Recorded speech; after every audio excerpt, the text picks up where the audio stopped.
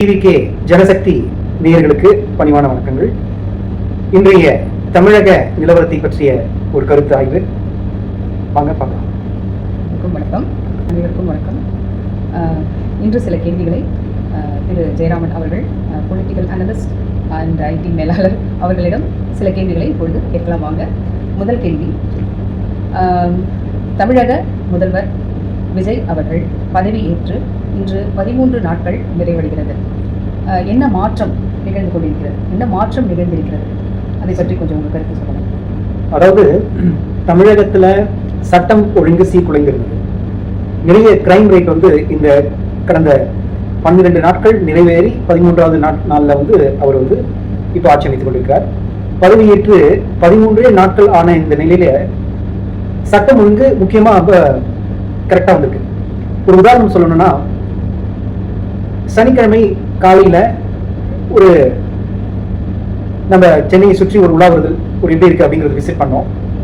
அப்போ வந்து ஒரு அன்பர், அந்த கிளிப்பை நான் உங்களுக்கு போட்டு காட்டுறேன். அந்த அன்பர் ஆட்டோ டிரைவர் வந்து இதே கேள்வி நாங்கள் பேசிட்டு இருக்கும்பொழுது துடைக்கப்பட்ட அந்த இடங்களை அப்படியே காமிச்சார். குறிப்பாக வள்ளுவர் கோட்டம், வடபழனி, நுங்கம்பாக்கம் ஹைரோட், அங்கிருந்து எக்மோர் போகிற வழிகள் எல்லாம் இதற்காகவே சில மணித்துளிகள் நாங்கள் வந்து ஆட்டோவில் பயணித்தோம். அந்த ஆட்டோவில் செல்லக்கூடிய இடங்களில் ஒரு போலீஸாரை கூட நாங்கள் டிராஃபிக் போலீஸை பார்த்ததில்லை. அதாவது கிமு கிபி என்று சொல்வார்கள், விமு விபி என்று வருங்காலங்களில் நிச்சயமா அரசியல் வரலாற்றிலே சொல்லப்படுவார்கள். விமு என்றால் விஜய்க்கு முன்னர், விபி என்றால் விஜய்க்கு பின்னர். இப்போ விஜய் முதல்வராக பதவியேற்ற விபி விஜய் வந்த பிறகு கடந்த 2 வாரங்களிலாக சென்னை புறநகர் பகுதி மற்றும் மெயின் ஏரியா எல்லாமே அழகாக துடைத்து வைத்தாற் போல ஒரு தூய்மையான ஒரு பகுதியாக காட்சியளிக்கிறது. நம்பர் 1, சென்னை மாநகராட்சி மிக அற்புதமாக அவருடைய பணியை சிறப்பாக செய்கிறார். இது வந்து கடந்த ஆட்சியில இந்த மாதிரி ஏதாவது நீங்க பாத்துருக்கீங்களா? இல்லைங்களே, இதுவரை கடந்த ஆட்சியில எனக்கு தெரிஞ்சு நான் பிறந்து வளர்ந்ததுலாம் சென்னையில தான். ஆனா இதுல இருக்க மாநகராட்சி எங்க இருக்குன்னு தெரியாது, எப்ப வந்து சுத்தம் பண்ணுவாங்கன்னு தெரியாது. எப்ப பார்த்தாலும் சென்னையில எல்லா இடமும் குப்பை தூய்மை இல்லாம இருக்கும். அது மட்டும் இல்லாம இந்த டிராபிக் ஃப்ளோ வந்து பாத்தீங்கன்னா இந்த கடந்த 2 வாரங்களாக உண்மையாகவே சொல்லுகிறேன், இதுல எந்த விதமான மிகைப்படுத்துதலும் கிடையாது. நம்ம வந்து செக்ரட்டரியேட்ல இருந்து நம்ம வந்து வண்டலூர் வரைக்கும் காலேஜ் படிக்கிறப்ப நான் டிராவல் பண்ணியிருக்கேன். அப்போ தினமும் மவுண்ட் ரோட் வழியாக போவேன். அப்புறம் ஒரு மாதிரி டிராஃபிக் கன்ஜெஷன் இருக்கும். அதுதான் வந்து நம்ம இவருக்கு முன்னர் விமு விஜய்க்கு முன்னர் நமது முதல்வர் மாண்புமிகு முதல்வர் வந்து விபி விஜய் வந்த பிறகு இந்த மாற்றங்கள் தூய்மையாக காட்சியளிக்கின்றன. நீங்கள் வந்து சென்னையில் வந்து பாருங்க, வடபழனி, நுங்கம்பாக்கம் ஹைரோடு மற்றும் அந்த எக்மோர் போற வழி, இது எல்லா இடத்துலையும் பாருங்க, அந்த பீச் ரோடு, மெரினா, இந்த புறநகர், இதுக்கு தாண்டி புறநகர் போங்க, எல்லா இடமும் வந்து எக்ஸலண்ட் மெயின்டெனன்ஸ். ஃபர்ஸ்ட் தூய்மை, சுற்றுச்சூழல் தூய்மை. செகண்ட் வந்து டிராஃபிக் ஃப்ளோ, அதாவது டிராஃபிக் ஜாம் ஆகுது அப்படின்னு சொல்றோம் இல்லையா, அது மாதிரி எந்த இடத்துலையுமே இல்லை. ஒரு 25, அதாவது டிராஃபிக் அப்படியே எல்லாம் வேகமாக போகிறோம், நம்ம யூரோப் மாதிரி வேகமாக போகிறோம் அப்படின்னு நான் சொல்லலை. முன்ன இருக்கிறதுக்கு முன்னெல்லாம் வந்து நீங்க டிராஃபிக் ஜாம் ஆகும், போலீஸ் வந்து வருவார்கள், அதை சரி செய்வார்கள் அல்லவா. இப்போ பார்த்தீர்களே ஆனால் எந்த விதமான டிராஃபிக் இன்டரப்ஷனுமே கிடையாது. குறிப்பாக போலீஸே இல்லமா எங்கேயுமே. அந்த ஆட்டோ டிரைவர் நீங்க கூட பேசிட்டு இருந்தீங்க, அந்த ஆட்டோ டிரைவரோட கிளிப்பை நம்ம வந்து நம்ம நேயர்களுக்காக காண்பிப்போம். நிகழ்ச்சியில வந்து ஒரு சந்தோஷம், விஜய் சிஎம் அவர்கள் மக்களோட மக்களாக இருக்கிறார் அப்படின்னு என்பதை ரொம்ப தெளிவாக அவர் வந்து சொன்னதை நம்ம பார்த்தோம். ஒரு முகத்துல ஒரு மகிழ்ச்சியை பார்த்தோம். பார்க்கும்பொழுது ரொம்ப ஆட்சி நன்றாக சென்று கொண்டிருக்கிறது என்பதை தான் இதை குறிக்கிறது இல்லைங்களா? கண்டிப்பா ஒரு போலீஸ் கூட இல்லை. ஏன்னா இப்போ வந்து சும்மா போயிருக்கோம், பிடிச்சி லைசன்ஸ் இருக்கா அது இருக்கா அப்படின்னு சொல்லும்போது 8 போட தெரியுமான்னு நம்ம ஒரு ஜோக் நீங்க பார்த்துக்கிட்டேன். வாங்க 8 போட நான் காமிக்கிறேன், 8 போடுறேன் அப்படின்னு 7 வழியா போடுறேன் அப்படின்னு சொல்லி நம்ம மறைந்த கலைவாணர் திரு விஜய் அவர்கள் வந்து ஒரு ஜோக் வந்து சொல்லியிருப்பார். அது போன்று எந்த இடத்துலையும் போலீஸ் இன்டரப்ஷன் கிடையாது, டிராபிக் போலீஸ் இல்லைங்க. நீங்க இன்னைக்கு சென்னை வந்து பாத்தீங்கன்னா உங்களுக்கு தெரியும், இது எந்த விதமான மிகைப்படுத்தலும் அறிக்கை விட்டுருக்காருங்களா? அந்த மாதிரி கரப்ஷன்ஸ், அதாவது லஞ்சம் யாராவது மிரட்டி கேட்டாங்கன்னா அவங்களுக்கு வந்து வீடியோ எடுத்து அதை அனுப்புனீங்கன்னா உங்களுக்கு 1 லட்சம் ரூபாய் பரிசு தொகை வழங்க. கண்டிப்பா எந்த விதமான அரசு நிறுவனமோ, அரசு நிறுவனத்தில் பணிபுரியும் நிர்வாகிகள் எவரேனும் உங்களிடம் தங்களுடைய பணியை நிறைவேற்ற சொல்ல உங்களுடைய ஃபைல்ஸை வந்து அவங்க வந்து மூவ் பண்றதுக்கு ஏதாவது பணம் கேட்டால், லஞ்சமாக கேட்டால், நீங்க சிஎம் கொடுக்கின்ற அந்த நம்பரை போயிட்டு நீங்க கால் பண்ணீங்கன்னா நடவடிக்கை எடுக்கப்படும். இது வந்து சத்தியம் சத்தியம் சத்தியம். இது ஒரு புது விதமான ஒரு நடவடிக்கை. கண்டிப்பா இத்தனை வருஷமா, ஒரு 50-60 வருஷமா நம்ம பார்த்துட்டு இருக்கோம் அரசியல்ல வந்து இது மாதிரியான ஒரு இந்த மாதிரியான ஒரு அரசியல் நம்ம பார்த்ததே இல்லை. இது வந்து ஒரு புது விதமாக இருக்குது. அதிரடி முடிவுகள் எடுக்கிறாரு, ரொம்ப நல்ல நல்ல முடிவுகள் சீக்கிரமா அவர் வந்து அமல்படுத்துறாரு. அதெல்லாம் பார்க்கும்பொழுது இந்த மாதிரி ஆட்சி வருமா இந்த மாதிரி ஒரு இருக்குமா என்று நிறைய மக்களிடம் அந்த கேள்வி இருந்தது. அதை இன்று சிஎம் அவர்கள் அதை நிறைவேற்றுகிறார்களா என்பதை நல்ல ஒரு மக்கள் வந்து தலைவர் வேண்டும் என்று இயங்கிக் கொண்டிருக்கும்போது கரெக்டா அந்த தலைவர் வராரு. அப்போ வந்து நம்ம என்ன மேனிஃபெஸ்ட் பண்றோமோ அது நடக்குதுன்னு சொல்ல முடியாது. இதுதான் மக்கள் அனைவரும் சேர்ந்து நல்ல தலைவன் வேண்டும் என்ற வேண்டிய பொழுது இவர்களது ஊழல் ஆட்சியிலிருந்து மீட்பதற்காக ஒரு தலைவன் வரான். அப்போ அந்த மக்களுடைய தலைவர் தான் இருக்க முடியும். அவர் தான் வந்து திரு விஜய் அவர்கள். மக்களுடைய எதிர்பார்ப்பு அதிகமா இருந்தது. ஆமா, அதனால ஒரு மாற்றம் வேணும். மக்களுக்கு வந்து ரொம்ப வந்து ஊழல் அதிகமா கடந்த ஆட்சியில எல்லாம் பார்த்து மனம் நொந்து போய் நம்ம புதிய ஏதாவது மாற்றம் யாராவது செய்வாங்களா, ஏதாவது ஒரு தலைவன் வந்து நம்ம நாட்டை திருத்துவாங்களா, ஒரு கரப்ஷன் இல்லாத ஒரு ஆட்சியை கொடுப்பாங்களா, இந்த மாதிரி எல்லாம் நினைத்து பல ஆண்டுகள் நினைத்து இருக்கிறாங்க. அதை வந்து நம் தளபதி தமிழக முதல்வர் மாண்புமிகு முதல்வர் விஜய் அவர்கள் அதை நிறைவேற்றி கொண்டிருக்கிறார் என்பதை தான் நம்ம இப்பொழுது இந்த அரசு நிறுவனத்துல பணிபுரியும் எல்லாருக்கும் வந்து ஒரு டிசிப்ளின் வந்துருச்சு. துப்புரவு பணியாளர்கள் கூட கரெக்டான நேரத்துக்கு வந்து தூய்மைப்படுத்திருக்காங்க. யுனைடெட் காலனின்னு ஒரு சின்ன ரோடு தாங்க, அது வடபழனிலேருந்து இந்த முருகன் கோயில் போறதுக்கு, வடபழனி முருகன் கோயில் போற வழியில் பாத்தீங்கன்னா சின்ன சின்ன சந்துகள் தான். அதெல்லாம் அவங்க தூய்மை துடைத்து வைத்தார் போல பல என்று ஒரு காட்சி. கவனிச்சிங்களா? எங்கேயுமே வந்து அவருடைய பேனரோ அவருடைய போஸ்டரோ ஒரு போஸ்டர் கூட அவரை வந்து அந்த மாதிரி பிரபலப்படுத்துறதோ அந்த மாதிரியான ஒரு தேவையில்லாத ஒரு விஷயங்களை வந்து மக்களுக்கு வந்து கொடுக்க வேண்டாம் என்பதை வந்து ரொம்ப அவர் வந்து இதுவா இருக்கிறார். அந்த போஸ்டர் கதை உங்களுக்கு தெரியும் நினைக்கிறேன். அந்த போஸ்டர் விழுந்து ஒரு அது ரொம்ப அவர் வந்து கவனமா இருக்கார். போஸ்டர் வந்து பேண்ட். ஆமா, ஒரு கட் அவுட் கிடையாதுமா. இங்க ஒரு மாநாடு, திமுகவுடைய மாநாடு அல்லது அதிமுகவுடைய மாநாடு நடந்தா எல்லா இடமும் வந்து போஸ்டர்ஸா இருக்கும். உங்க ஃபேமஸ் தலைவர்களுடைய அந்த கட் அவுட்ஸ் எல்லா இடத்துலயும் இருக்கும். ஆனால் நமது மாண்புமிகு முதலமைச்சர் பதவியேற்ற பிறகு நாங்கள் சொல்லக்கூடிய இந்த இடத்துல எங்கேயுமே ஒரு போஸ்டர் ஒட்டி பார்க்கலைங்க. சுவரொட்டிகள் எங்கேயுமே நாங்கள் சுவரில் பார்க்கவில்லை. சுவற்றில் ஒட்டப்பட்டால் கட்டாயம் அதற்கான தண்டனை கொடுக்கப்படும் என்று சொல்லியிருக்காரு. இப்படி நிறைய அதிரடி நடவடிக்கைகள் எடுத்திருக்காரு. அவர் தூங்குறாரா இல்லையான்னு தெரியல. தலைவரே, நீங்க கொஞ்சம் தூக்கத்தை நல்லா வச்சுக்கோங்க, நல்லா சாப்பிடுங்க. ஏன்னா எல்லாரும் வந்து எங்களுக்காக எல்லாம் நீங்க நல்லா 100 வயசுக்கு மேல இருக்கணும். அந்த ஆட்டோ டிரைவர் சொன்ன இந்த ஒரு ஆட்டோ டிரைவர் வந்து இன்னொரு விஷயத்தை ரொம்ப அழகா சொன்னாரு. இன்னும் ஒரு 40 வருஷம் 40 ஆண்டுகள் வந்து விஜய் அவர்கள் சிஎம் விஜய் அவர்கள் தான் ஆளப்போகிறார் என்பதை ரொம்ப ஆணித்தரமாக அவர் சொல்லும் பொழுது இந்த அளவுக்கு நம்பிக்கை வச்சிருக்காங்க அப்படின்றது நம்மளுக்கு நன்றாக தெரிகிறது இல்லைங்களா? கரெக்ட். அவர் வந்து தன்னுடைய கண்ணாடி கைட்டி கண்கள்ல வந்து நீரை வந்து தொடச்சிட்டு அவர் நாங்கள் கேட்ட கேள்வி 5 வருடம் நன்றாக இருக்குமா அப்படின்னு தான் கேட்டுட்டு இருந்தோம். 5 வருடம் கிடையாது, இது இனிமே தமிழகத்துல 40 வருடம் தளபதி விஜய் தான் தலைவர் என்று சொல்லி தன் கண்களில் வந்த நீரை கண்ணாடி கைட்டி தொடச்சி எப்படி பாருங்க. என்னுடைய ஆட்டோல வந்து ஃபுல்லா விஜய் சார் தான் ஒட்டியிருக்கிறேன். நான் வந்து முருகன் சாமி கும்பிடுவேன், அடுத்தது விஜய் சொன்னாரு. அவர் வந்து தளபதி அவர்களை, அதாவது சிஎம் ஆவறதுக்கு முன்னாடி அவருடைய ரசிகரோ அவருடைய அபிமானியோ கிடையாது. ஆனா சில குறிப்புகளை வச்சுதான் நான் இந்த அளவுக்கு நான் மாறி இருக்கிறேன். நான் வந்து ஒரு திமுக கட்சியில இருந்தவன் தான். ஆனா அவர் ஒரே ஒரு மேடையில ஒரு ஸ்பீச் கொடுத்தாரு. அதுல வந்து என்ன சொல்றாருன்னா, ஊழல் வந்து கடந்த ஆட்சியில திமுக ஆட்சியில ஊழல் நிறைய நடந்திருக்குது.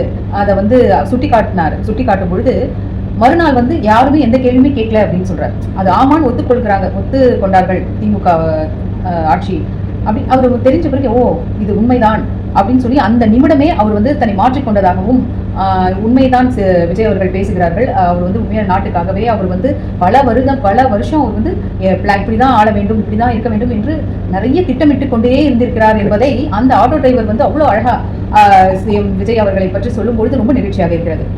ரொம்ப ஆச்சரியமான விஷயம். அதாவது இவர் வந்து ஒரு டைஹார்ட் ஃபேன் ஆஃப் டிஎம்கே சின்ன வயசுல இருந்து.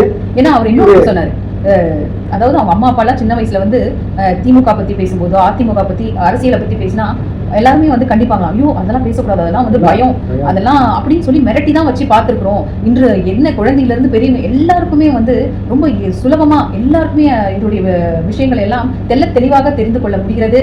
மக்களோட மக்களாக இருக்கிறார் விஜய் சிஎம் அவர்கள் வந்து சாதாரணமாக இது இல்லை, அவர் மக்களோட மக்களாக இருக்கிறது வந்து ரொம்ப மகிழ்ச்சியா இருக்குது. எனக்கு இன்னும் எல்லா நாளுமே ரொம்ப சந்தோஷமா நான் வந்து உணர்றேன் அப்படின்னு அதெல்லாம் நாங்க கேட்கும் பொழுது உண்மையிலே பாராட்டத்தக்க வேண்டிய விஷயம்.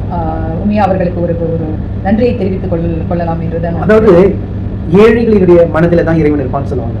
அந்த எளிமையான உள்ளத்துல சிரிக்கும் பொழுது அவனுடைய துயர நன்றாக தூங்குவதாக அவர் சொன்னார். அது ஒரு பெரிய ஒரு நிமிஷம் தூங்குறாங்க.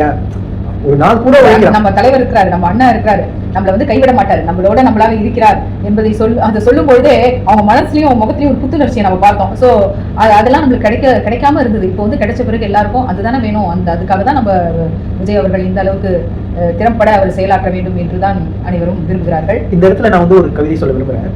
அதாவது கவிஞர் கண்ணதாசன் அவர்கள் சொல்லியிருப்பார், அதாவது தலைவன் இருக்கிறான் கலங்காதே, என்னதான் நடக்கட்டுமே இருட்டினில் வெளிச்சம் பிறக்கட்டுமே, தலைவன் இருக்கிறான் தயங்காதே, கலங்காதே அப்படின்னு அந்த பாடல் அழகாக வரும். அந்த பாடலை கேட்கும்போது நமக்கு ஒரு உற்சாகம், நம்பிக்கை, hope, from a state of hopelessness to hope.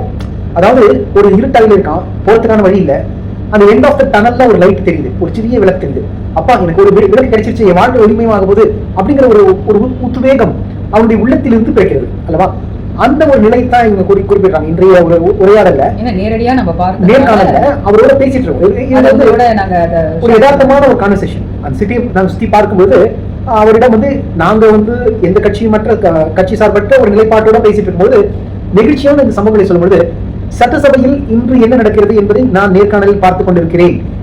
திரு விஜய் அவர்களுடைய மினிஸ்டர்ஸ் யாரு, முக்கிய மந்திரிகள் யாரு, எந்தெந்த இலாக்காவை யார் பராமரிக்கிறார்கள் என்கின்ற அந்த ஒரு துல்லியமான ஒரு விளக்கம் வரைக்கும் அந்த நபர், அந்த ஆட்டோ டிரைவர் நமக்கு தெரிவித்தார். மிக நிகழ்ச்சியாக இருக்கு. அது கிளிப் நான் போடுறேன், நீங்க பாருங்க. கொஞ்சம் நாய்ஸியா இருக்கும், அதுதான் நாங்கள் தொகுதி வழங்கிட்டு இருக்கோம். அது மட்டும் குறிப்பா இன்னொன்னு சொல்லணுமா, சட்டம் ஒழுங்கு இது எல்லாமே சரியா இருக்குன்னு சொன்னோம், நிறைய டெவலப்மெண்ட் சொன்னோம், ஒரு தூய்மையான ஒரு பகுதி, புறநகர் பகுதி எல்லாமே சரியா இருக்கு, ஊழல் இல்லாத ஆட்சி இதுவரையிலும் சிறப்பாக நடந்து கொண்டிருக்கிறது. ஆன் டைமுக்கு எல்லாரும் நேரத்தை கடைபிடிக்கிறார்கள். ஆன் டைம் பயோமெட்ரிக் அவர் எனேபிள் பண்ணிருக்காரு. அது நீங்க பயோமெட்ரிக் வந்தாதான் காசு, வரலன்னா செக்ரட்டரியேட்ல யாருமே இவரு 9:30 மணிக்கு ஆபீஸ்னா 8 மணிக்கு போய் உட்காந்துறாரு. இதெல்லாம் உங்களுக்கே தெரியும். பட் இது என்ன குறிக்கிறதுனா, ஒரு தலைவன் கரெக்டாக இருந்தால், தலைமை கரெக்டாக இருந்தால் அங்க இருக்கக்கூடிய மற்ற இலாக்காக்கள் எல்லாமே அவர் ஃபாலோ பண்ணுவாங்க. இப்போ ஒரு அட்மினிஸ்ட்ரேட்டிவ் ப்ராசஸ் கரெக்டா நடக்குது, அந்த நிர்வாகம் ஒரு நேர்நிலை உணர்வோடு நடக்கிறது என்று சொன்னால் அது மிகைப்படுத்துதல் அல்ல. இது கனவா நிஜமா? நீங்களே கமெண்ட் பண்ணுங்க. நீங்க சென்னையில இருக்கக்கூடிய சென்னை வாசியா இருந்தாலும் சரி, புறநகர் பகுதியில் இருக்கக்கூடிய அன்பர்களாக இருந்தாலும் சரி, மற்ற கிராமப்புறங்களில் இருக்கக்கூடிய எந்த கட்சியினராக இருந்தாலும் சரி, உங்களுடைய இந்த ஒரு விரிந்த மனப்பான்மையோடு ஒருத்தர் சாடுறதுக்காக நாங்க பேச வரவில்லை. திமுக தவறு இல்ல, நமக்கு அடிப்படை வசதிகள் மனிதருக்கு கிடைக்க வேண்டும். உணவுக்கு தனி மனிதர்களுக்கு அந்த மாற்றம் அது கண்கூட பார்க்க முடியுது. அந்த மாற்றத்தை பார்க்கவே தான் எல்லாரும் அதுதான் நம்ம மாற்றம் கண்டிப்பா வேணும். நம்ம இவரு பாரதி என்ன சொன்னாரு, தனி மனிதன் ஒருவனுக்கு உணவில்லையே இந்த சகத்தினை அழித்திடுவோம் என்று சொன்னார். அப்போ சமுதாயத்துவம் சமூகவியல் நிறைந்திருக்கிறது நண்பர்களே. அப்போ அதை நிறைவேற்றக்கூடிய ஒரு அன்பர் வரும்போது, ஒரு தலைவன் வரும்போது எல்லாருக்கும் ஒரு நெகிழ்ச்சியான உணர்வாக இருக்கிறது. என் தலைவன் வருகிறான், வந்து விட்டான், எனக்கு இருக்கக்கூடிய துன்பங்கள் போயிடுச்சு, நன்றாக என்னால் உறங்க முடிகிறது. காலையில் விடித்தவுடன் உண்மையான உதயசூரியன் அங்க இருக்கிறது. பொய்யான உதயசூரியன் அல்ல, உண்மையான உதயசூரியன் உங்கள் உள்ளத்தில் உதயமாகிறது. இதை நீங்க புரிந்து கொள்ள வேண்டும் அன்பர்களே. அதனால நீங்க கமெண்ட் பண்ணுங்க, இது என்ன உங்களுடைய நேர்காணல், உங்களை சுற்றி என்ன நடக்கிறது இதை பாருங்க. உங்க ஏரியால நீங்க எங்கேயும் போக வேணாம், நீங்க செக்ரட்டரியேட் ஆபீஸ் தான் போகணும். அதாவது இன்னொன்று கவனிச்சிங்களா, அவரை பத்தி அவர் முதலமைச்சர் ஆகிறதுக்கு முன்னாடி நிறைய திரைப்பட சங்கத்துல இருக்கிறவங்களே அவரை பத்தி நிறைய குறைகள் கூறினாங்க. இப்போ பாத்தீங்கன்னா அனைவரும் எல்லாரும் அவரிடம் நட்பு கொள்றாங்க. அப்படி இருந்தும் அவர்கள் மனம் இறங்கி அப்பொழுதும் எல்லாருக்கும் சிரித்த முகமாக அனைவரும் வரவேற்கிறார். அது ரொம்ப ஒரு பெருமைத்தக்க ஒரு விஷயமாக கருதுகிறீங்களா? இன்னொரு முக்கியமான பாயிண்ட், ஒரே மாதிரியான ஒரு இது எந்த பதற்றமும் இல்ல, ஒரு நியூட்ரலைசேஷன் சொல்லுவாங்க, ஒரு பேலன்ஸ்டு மைண்டோட எல்லாத்தையும் அவர் ஒரு முகமாக தான் பாக்குறாரு. அது நம்ம கண்கூட பார்க்க முடியுது. அந்த மாதிரியான ஒரு ஈகோ இல்லாத அதெல்லாம் நம்ம சொல்ல முடியாது. அதெல்லாம் அவர் சொன்னதை அவர் நிறைவேற்றிட்டே இருக்காரு. ஒரு வித்தியாசமான ஒரு முதலமைச்சரா பார்க்க முடியுது சிஎம் விஜய் அவர்களை. இன்னும் மென்மேலும் நிறைய திட்டங்களை மக்களுக்காக அவர் செய்து இன்னும் மென்மேலும் புகழை பெற்று இன்னும் பல ஆண்டு காலம் வாழ வேண்டும் என்பதுதான் அனைவருடைய. இங்க ரெண்டு முக்கியமான பாயிண்ட் நான் சொல்ல விரும்புறேன் ஆனந்தி. அதாவது திரைப்படத்துறையிலிருந்து ஒரு கூத்தாடி தலைவனாக முடியுமா இது அப்படிங்கிற ஒரு கூற்று. இன்னொன்னு, கூத்தாடியை சுற்றி இருக்கக்கூடிய அவர்களுடைய ஃபேன்ஸ் தான் எலெக்ட் பண்ணிட்டாங்கன்னு ஒரு கூற்று. இன்றைய இந்த நேர்காணல நாங்க சொல்லிக்க விரும்புறது என்னன்னா, அந்த ஆட்டோ ஓட்டுநர் சொல்லக்கூடிய விஷயம், நான் விஜயுடைய ரசிகனும் அல்ல, விஜய் பிடித்த ஒரு மனிதனும் கிடையாது, நான் ஒரு பாரபட்சம் இல்லாத இன்னொரு கட்சியை சேர்ந்தவன். என் தாய் தகப்பனார் எனக்கு சொல்லி வளர்த்தது வேறு கட்சிகளை பற்றி தான். ஒரு பயமும் இருந்தது, திகைப்பும் இருந்தது. அரசியல் என்றாலே பயம் அப்படின்னு, அந்த பயம் என்பதை அதை தெரிந்து அனைவருக்கும் சமம், அரசியல் அனைவருக்கும் சமம். அதை இளைஞர்களுக்கு இடையே ஒரு விழிப்புணர்வு, அவர்கள் மனதில் நாட்டின் நடப்பை எல்லாம் தெரிஞ்சுக்கணும். அப்பதான் அவங்க வாழ்க்கையில என்ன செய்ய வேண்டும் என்பது எல்லாம் இப்பொழுது விஜய் அவர்கள் முதலமைச்சர் அவர்கள் இதை மக்களிடையே ரொம்ப ஒரு வித்தியாசமான வழியில் கொண்டு செல்கிறார் என்பதைத்தான் நம்ம கண்கூடாக பார்க்கிறோம். இன்னொன்று, அதாவது அவரை பத்தி சொல்லும் பொழுது ஒரு திரைத்துறையிலிருந்து எப்படி ஒரு தலைவனாக வர முடியும், எல்லாமே மறந்துட்டீங்கன்னு நினைக்கிறேன். ஒரே ஒரு குறிப்பு மட்டும் சொல்ல விரும்புறேன். மு. கருணாநிதி அவர்கள் திரைத்துறையில ஒரு டயலாக்ஸ் எழுதி அதை வைத்துத்தான் பராசக்தி மூலமாக உலகிற்கு தெரிந்த திரைப்படம் என்பது, திரைத்துறை என்பது மாஸ் மீடியா. அதுல நல்லது செய்தாலும் சரி, எந்த ஒரு கெட்டது அனைத்துமே அனைத்து மக்களுக்கும் தெரியக்கூடிய ஒரு ஊடகம். ஆமா, அதுல இருந்து நம்ம செலக்ட் அதுல வந்து நடிப்பு என்பதை அது வந்து அவரு ஒரு கலை தானமா. முதலமைச்சர் அவர்கள், சிஎம் அவர்கள், விஜய் அவர்கள் வந்து படத்துல அவர் ஹீரோவா பார்த்திருக்கிறோம். ஆனா அவர் வந்து அது ஒரு நடிப்பு தான். ஆனால் அவர் ரியல் களத்தை இறங்கி அதை செய்ய வேண்டும் என்பதை தான் அவர் ரியல் ஹீரோவாக இன்று வந்து அவர் அவதாரம் எடுத்திருக்கிறார். நடிப்பு மட்டுமல்ல, நடிப்பு என்பது ஒரு ஒரு மிதமான விஷயம். ஆனால் அதை தாண்டி களத்தில் நின்று ரியல், அதாவது நான் சொல்றது நேர் களத்தில் நின்று மக்களுக்கு செய்ய வேண்டும் என்பதை வந்து ரொம்ப அதை நிரூபித்து காட்டியிருக்கிறார். இன்னும் மென்மேலாக நிறைய விஷயங்களை அவர் மக்களுக்கு செய்து இன்றும் நீரூடி வாழ வேண்டும் என்பது எங்களுடைய கருத்து. சரி, இப்போ வந்து நம்ம ஒரு குறிப்பாக ஒரு சிறிய அப்டேட்ஸ் மட்டும் பார்த்துருவோம். 35 அமைச்சர்களை நியமனம் செய்திருக்கிறார் திரு விஜய் அவர்கள். இதுல குறிப்பாக சில சலசலப்பு, விசிகா நம்ம திருமாவளவன் அவர்களுடைய கட்சி, அவர்கள் வந்து மினிஸ்ட்ரியில் இருப்பாங்களா, அவர்களுக்கு வந்து போர்ட்போலியோ கொடுக்கப்படுமா என்றெல்லாம் பல உரைகள் நிகழ்ந்து வந்து கொண்டிருந்தன. அதுக்கு எல்லாம் முற்றுப்புள்ளி வைப்பது போல இன்று வந்து அந்த அமைச்சரவையில் தெளிவாக சொல்லிட்டாரு, எந்த விதமான குழப்பமும் இல்லை. IUML திரு ஷாஜகான் அவர்களுக்கு ஒரு துறையை கொடுத்திருக்கிறார். அப்போ அவர்களும் அமைச்சரவையில் பங்கேற்கிறாங்க.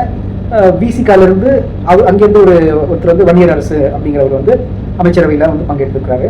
காங்கிரஸ்ல இருந்து அங்கிருந்து 2 முக்கியமான ஒரு போர்ட்போலியோ அமைச்சரவையில் அவர்கள் பங்கேற்றிருக்கிறார்கள். சொன்ன வாக்கை சொன்னது போலவே தெளிவாக திட்டமிட்டு அதை இன்று நிரூபித்து காட்டியிருக்கிறார். இதற்கு சில காலம் எடுத்துக்கிட்டார் நம்ம திரு விஜய் அவர்கள், கொஞ்சம் டைம் எடுத்துக்கிட்டார் சொல்றாங்க.